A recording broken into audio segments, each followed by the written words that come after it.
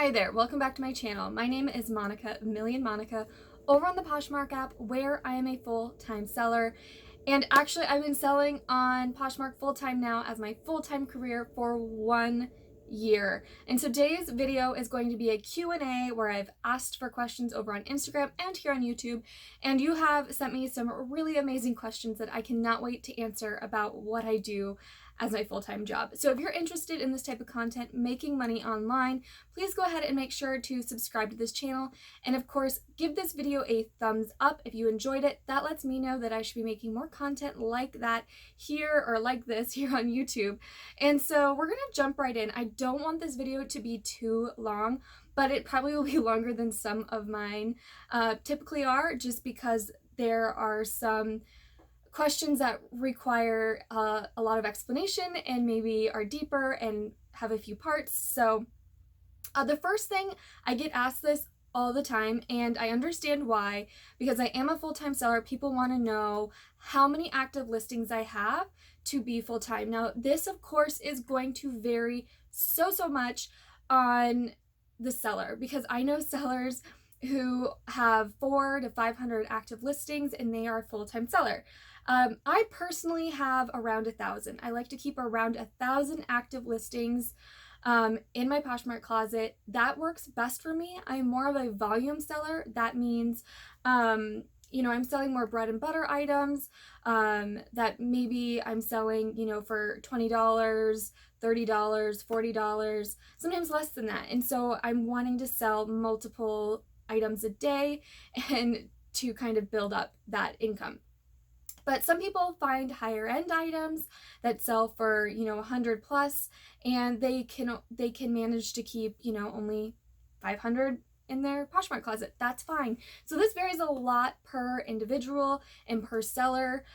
Personally, like I said, I like to keep around 1,000. That's what I found just works best for me. And I get asked often how I store my inventory, and that will have to be in a whole nother video, because yes, I store 1,000 items in one room and it works well, so I don't have any issues with it. And so that will have to be a whole nother video at another time. And so yeah, like, I mean, this person who asked specifically how many items do I have to maintain daily sales, again, this varies person to person. I saw daily sales, you know, with 300 listings, but it wasn't giving me the income I needed to be full-time. So this just varies per person. And when I went full-time, this person also wanted to know how many active listings I had when I went full-time. And I actually, this is going to be part of another question towards the end. Someone wanted to know more about my transition.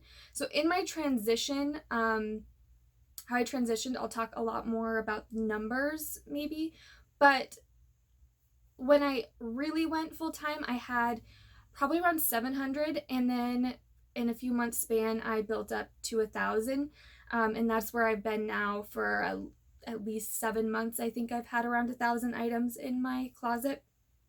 Okay, so this next one is kind of another two-part question. Someone wanted to know about fails, bad buys, and what do you do with items that are not selling? So, of course, there are a few fails, so I'll kind of start with kind of, I think, a common fail or common mistake for resellers is when you bring something home that has a flaw, so maybe a stain or a hole or a tear or maybe a broken zipper. Those would be a fail. I mean, that's a fail.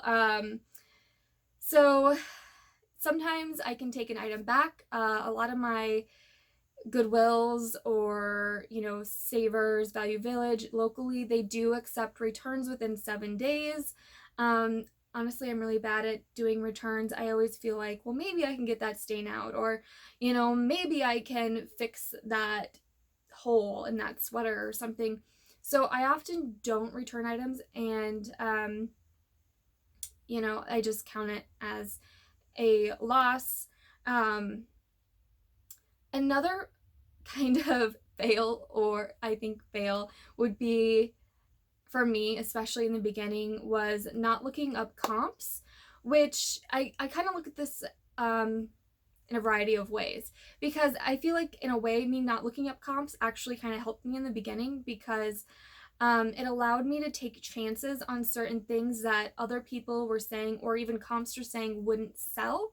And I mean, for example, some people say, you know, J. Crew, Loft, and Taylor, they say those brands don't sell. And honestly, I buy them and I sell them. Yes, the comps might not be the highest, but again, I'm a volume seller. So if the style is right, the condition is right, I am not afraid to try to sell those items because I know that that works for me. So I think there's, you know, a couple way to look at comps, but there are definitely been times when I've picked something up and gotten home and looked it up and I'm like, oh, that was a bad buy. I probably shouldn't have paid that much for this item. This won't be the greatest return. It might sit for a while. So now I definitely look up comps more than I did in the beginning, but I guess that can definitely be counted as a fail. And then a fail, or something that I am constantly working on myself, is expecting too much. And I'm not talking about price. I am talking about what I expect from myself. I expect a lot all the time, and sometimes I'm like, I've got to do this, and this in a day, and I can maybe only get a few of those things done, and then I'm upset with myself, or I feel stressed out. I feel, you know, anxiety because I'm not doing enough. And in reality, I'm doing so much.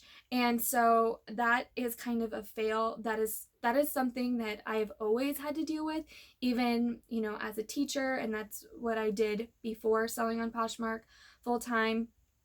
You know, I always wanted to do more, and I always expected more. And if I couldn't do what I thought I needed to do, I would just get really down on myself. So that's a personal thing, but I feel like a lot of driven individuals, and I am sure you are a driven individual because you are watching this and you are trying to make money online, you, I'm sure, experience these same feelings that I do.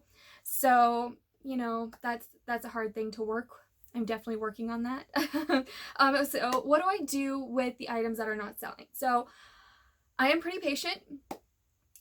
The first thing I do, if something has been sitting for a long time, maybe 6 months or more, and I definitely have items like that, first thing I do is relist. And I talk about this in lots of videos. I even have a video on it.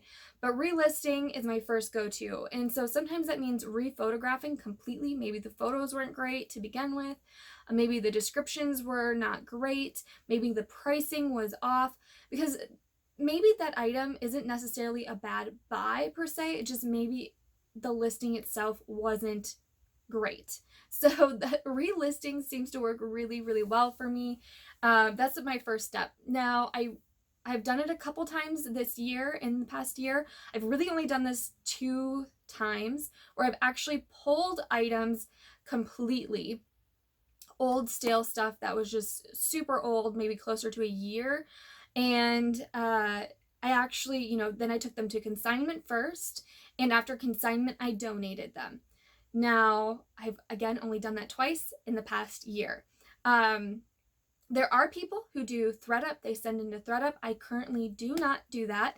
If that changes in the future, I can make a video on it and talk about it. I know a lot of people do that, and I currently do not.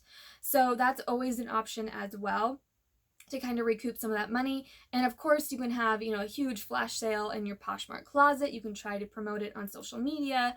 You can send it out to people on Poshmark. You can have this big sale if you just want to make a little bit of money back. But yeah, I think the first thing I do is, of course, relist, and I do send out offers and lower prices as well. So I am patient. I will let it sit for a while. So this one is kind of detailed. I will try to be as specific as I can with this question. So this person wanted to know is, how many different places do you regularly source, and how close do you live to each one, and what do you like about them? So I live in a metro area. So I live in the North Metro of the Minneapolis, St. Paul, Twin Cities, and because I live in a metro area, there are a plethora of places to source. Like, I am not kidding. I grew up in a small town where there wasn't a whole lot of options. I have lived in a city, like I lived in Seattle, where there was so much as well. And then I moved here to this Minneapolis, St. Paul area. And so again, there's a lot to choose from, and sometimes it can be overwhelming. But so I guess with that said, we have Goodwill, we have Savers, we have Value Village, we have Salvation Army. There are lots of TJ Maxx, Marshall, if you want to do retail arbitrage, Nordstrom Rack, which I really don't do. There are buy sell trade stores, so Plato's Closet, Style Encore. There are Clothes Mentor, Turnstile. I mean, I could go on and on and on. And all of these, I could say, are within a 20-mile radius of me, multiples of each one. And yeah, there's a lot to choose from. There's even Goodwill outlets. And so there is so much that I can't really say, like, you know, how close I am to each individual one, but I can say that I have a Goodwill about a mile from me. Now, I actually don't like going to that Goodwill, and I have not been there in probably 2 months because I don't have the best luck there. But I will say, when it is nasty in the middle of the winter and I absolutely need to get out of my house, or if I absolutely need inventory, I will go to that one because it is so close. But in the summer, like, I rarely go to that one. There is let's see, probably the place that I source the most frequently currently. This has definitely changed throughout the year. The one that I currently go to the most is actually the Goodwill outlets, which is almost 17 miles from where I live. This takes more planning because even though, you know, it's only 17 miles, there is traffic, there's construction in the summer, and, you know, depending on the day, you know, I have to be careful what time I go because I don't want to waste time sitting in traffic. So that's probably where I go the most often. And of course, there is some buy sell trade stores that I go to pretty often. I have regularly throughout the year that are about 15 miles away. And I'm trying to think where else I go to regularly. Otherwise, I'm pretty sporadic. I mean, I will jump all over the place because I want to try new places. I haven't lived here very long, so I am always trying to find new places and just explore the city. And so I guess, I mean, I can't say that I source the same place all the time. I will say that I try to go on sale days, especially like Savers and Value Village. Sometimes in places they're the same thing, but they tend to be kind of spendy, and so I will generally only shop those places when they have sale days. And of course, sometimes I'll go to garage sales or church sales as well. So I hope that kind of answered that question. But what do I like about them? So that was, I guess, a two-part. What I like about the bins and why I'm going there more is because obviously the price point. And I love that it is so inexpensive, but I'm also getting more comfortable with the bins. So it took me definitely a few times of going before I got comfortable, before I started seeing some of the regulars, and now we say hi to each other, type of situation. And I will say that also I like the bins because it's a rush, and it definitely, like, I don't have my phone out. I put my phone away and I just get in the zone, and it's just a really fun experience. So I enjoy it. What I like about Goodwill, well, I'm not really liking Goodwill so much these days. They used to give us a coupon, they took it away, and so they've raised their prices, and I'm just not a huge fan. I'll go if I absolutely need to, but otherwise I kind of have been straying from Goodwill. The Salvation Armies in my area seem to also be pretty spendy, so again, I try to go there on sale days. I really love Savers. They have great shoes, but again, they are so expensive that I will really only go on sale days. So it is what it is. How do you pay yourself? And so this person said, I have the hardest time looking at my profit and deciding what I should pay myself and what should be reinvested in new inventory. Now, because this is my full-time career, my full-time job now, I have to pay myself to pay the bills, to, what I need to eat and keep the lights on. So I do have to pay myself, and I'm not really looking at it like, what should I? It's like what I have to. And so that comes first. I, of course, want to save for taxes. I want to just save in general because, of course, I no longer have a 401k. So I do need to save as well. So, of course, paying myself first for bills and that type of thing needs to come first, and then taxes, and then savings, and then reinvesting. And so I reinvest in new inventory first.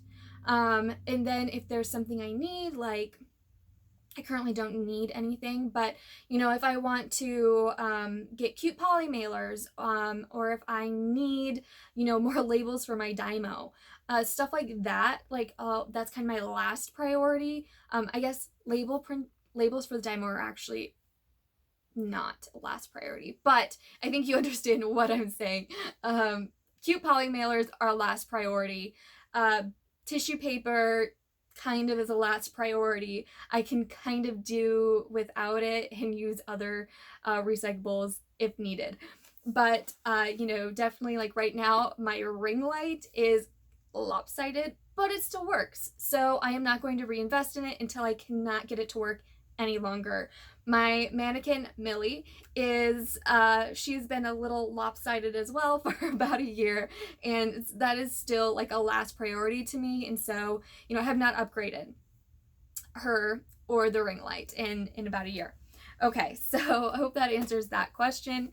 Okay, so this next one is, I guess, more about brands specific. So it says, I see people picking up Nordstrom brands like Franco Sarto and Dolce Vita. I thought those weren't good or oversaturated. But lately I've been seeing a lot of people pick them up. What are your thoughts? Do you have luck with either? And how much do you expect to get from those brands? Yes, I pick them up. I pick them up if they're trendy, they're cute styles, or if they're kind of like a comfort career wear shoe. And of course, if they're I'm looking to see if they're in good condition. If they're not in good condition, I'm not going to pick them up just based on their brand. I'm looking at condition, and they're bread and butter for me, so I pick them up. I feel like people do search those brands. They know those brands, and if they see a trendy style that's super cute and they know it's comfortable, they're not going to be afraid to spend $25 to maybe $40, $50 on a pair of shoes.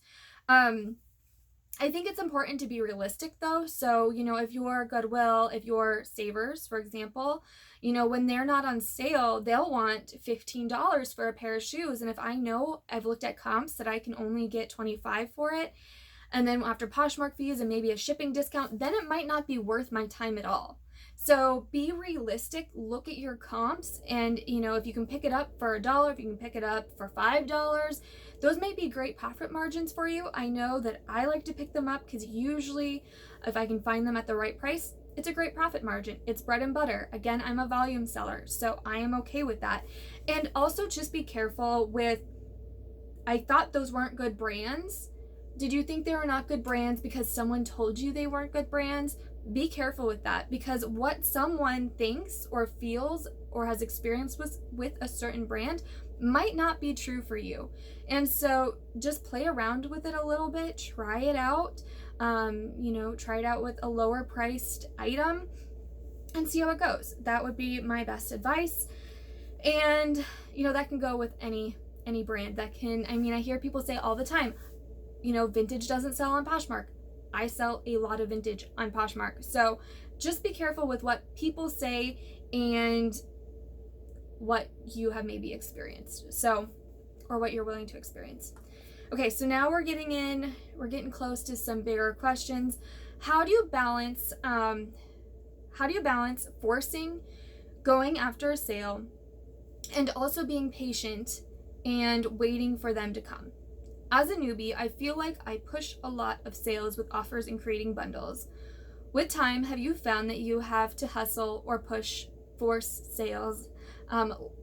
less often, and that you do receive more offers without sending them? Or is it still a constant hustle? I love this question. It is, again, multifaceted. There are so, it can vary so much seller to seller, and also the time of year. So yes and no. Okay, Poshmark has changed over the years. It now has the offers to likers feature, and I feel like the longer the feature has been out, I'm starting to feel like people expect to receive offers, and I feel like they're just making less offers because they are expecting to receive an offer. And I personally have noticed this with my own shopping on Poshmark. Well, I'll like some items and I might just wait for an offer to come, and if I receive a great offer, I'm gonna buy it. I have done that so many times with my own purchases, and I notice that a lot with buyers. But I will also say that it depends on the time of the year. Summer, I feel like I have to push and push and push and push. And I am sending offers, and I am creating bundles, and I am hustling hard. And it's because the summer is a slower time. That is common. That is not uncommon to feel like you have to push harder. Personally, that's how I feel about it. Just remember, this is my personal experience and my personal thoughts. Maybe it's different for you, but yeah, I definitely feel like it is now the first week of August, and I'm already noticing more full price sales. I have noticed more people creating bundles on their own. I've noticed more people sending offers, and that is great. So it'll vary a lot on the time of the year. It'll also, kind of just depend on what you have available, how many items you have available. I did forget to mention that one of the reasons I like to have such a large closet is because it does just kind of make way for people to create bigger bundles and to bundle more. So that's a reason that I do keep such a large closet and like to. I love that this person worded this part, but she did ask to she wanted to know if it's just still a constant hustle. So strap in and accept it. I think it's a constant hustle. I feel like, because you always, even if you are receiving more offers, and even if you are receiving more bundles by people just creating them, you still have to list, you still need to share, you still need to do all of those things, and it is a constant hustle. With more sales, you want to keep it going, so you want to list more, and it's just the cycle, and it does feel like a constant hustle all the time, because for me, this goes back to the expectations and expecting more. I always want to do better. I always want more. And I think that's human nature. So for me, it's definitely just a constant hustle. I'm thinking about going full-time. Talk about your experience transitioning to full-time and how it affected your life. This is a big question. I love it, but this is actually part of the reason I've been putting off making this video, because I don't want to talk too much. My camera is going to shut me off in about 12 minutes, so I'm gonna have to go speed through these next two. But so my transition to full-time it went pretty well. Actually, I was a teacher. I don't want to talk too much about why I decided to leave teaching, but if you have ever been a teacher or know teachers or related to teachers, you know that it is a very stressful, high demand job. And, in a way, it's very similar to constantly hustling on Poshmark. Like, my brain never stopped. You are thinking about kids night and day, you are writing papers, you are lesson planning. It is never done. And it was getting to the point where, I just needed to make a decision. And because I had moved from Seattle to the Twin Cities, I had gotten a new job. It all worked out. It was perfect, But ultimately, the school I was at knew that they were going to cut all new teachers. That's how it worked and has worked for years. And so I knew I was going to have to look for a new job anyway. And there's a few other things, which is philosophies, and they were so test driven, and I wanted to incorporate more social emotional into my lessons, and I was basically told, no, you can't do that. And so there was just so much, and it seemed like it was a good time to try something new. And so basically I knew January of 2018 that if I needed to make some changes with Poshmark. I needed to list more, I needed to share more, and I needed to just see what I could do from January to March. And come March, if things were looking up, things were looking good, I could then make the decision to either start looking for new teaching positions and whatnot. So basically, come March of 2018, I was able to grow my Poshmark quite a bit just by doing more of everything I was doing. And that was enough for my husband and I to, really confirm that decision. And so when I had my meeting with my principal and he asked me about my 5-year plan, I told him all these things I was going to do in 5 years. And I said, it basically doesn't include teaching. And he was a little taken aback. He did tell me that I had a couple weeks to think about it and that he was actually going to work to bring me back if I wanted to come back. So at that point, my mind was already kind of made up, and I decided that, I really wanted to give Poshmark full-time a try for a variety of different reasons. Now, schools didn't end until actually the first week of June, so I still had from like March to June to continue building up my Poshmark closet. And I think the beginning of June, I had around 500 active listings, and I was seeing very consistent sales. I would rarely go a day without a sale. But I still at that point wasn't making enough to really cover all my needs that I talked about earlier. And so, but thankfully I was still getting my teaching salary check June and July of 2018. So even though I technically had those summer months to be full-time, I was still getting paid from teaching, which was really nice because my husband and I had already planned a trip right after school was out, a family trip. And we had a rental unit, which I'll talk about that in a minute, that needed to be remodeled. So the end of June, the very beginning of July, we were working on remodeling. So even though I was putting more and more effort into Poshmark, I still had the cushion of having my teaching income during that time. So August 2018 was my first month without my teaching pay, and it was the first month where I was like, you are all in, it's make or break time. And so that was kind of how I transitioned. Of course, there was planning and all of that. So this question was how it affected your life as well. So I will say, definitely had to give up some things. So my husband and I guess it was my husband's dream. He always wanted to get into real estate. And so when we moved to Minnesota, we did buy a duplex. So we live in one side and we rent the other side. And so we have renovated, remodeled both sides now. And, we're always doing little things. But the ultimate goal was to buy another property. And we wanted to buy another property last summer. So when I went full time. But, what we didn't know when we decided that I was going to go full time was that my husband was also going to be taking on a new job. And he's a CPA, so a certified public accountant. He has kept that licensure, but he decided to take a different role. He is a business and finance recruiter for construction and real estate companies, and so he recruits people like CPAs and CEOs and stuff like that. So that is a very commission-based job. So we both took these huge changes in our careers, and that really affected how we could get a new loan or get another loan. And so we ultimately could not buy another rental property because we both took on much different career paths. So that was one huge thing in our life, because when you don't have a steady income and you do not have this proof of income, you can't really get a loan very easy. So that's something to consider if you're thinking about going full-time. Do you already own your home? What other finances do you have to pay for?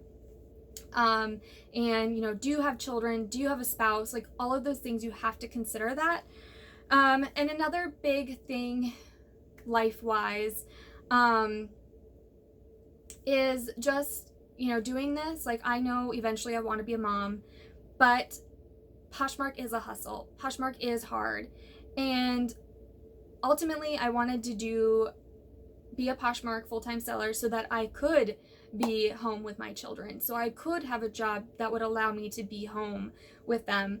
But right now, where I'm at, I do feel the hustle. I feel like I am not quite ready yet to make the choice to have children and bring children into this lifestyle.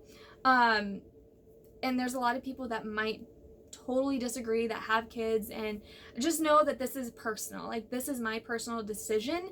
I'm just not there yet with my business, and I want to be at the point where, maybe I do hire someone, maybe I hire help, and that is something I definitely have to consider. And so there has been a delay in some other just goals my husband and I had personally that,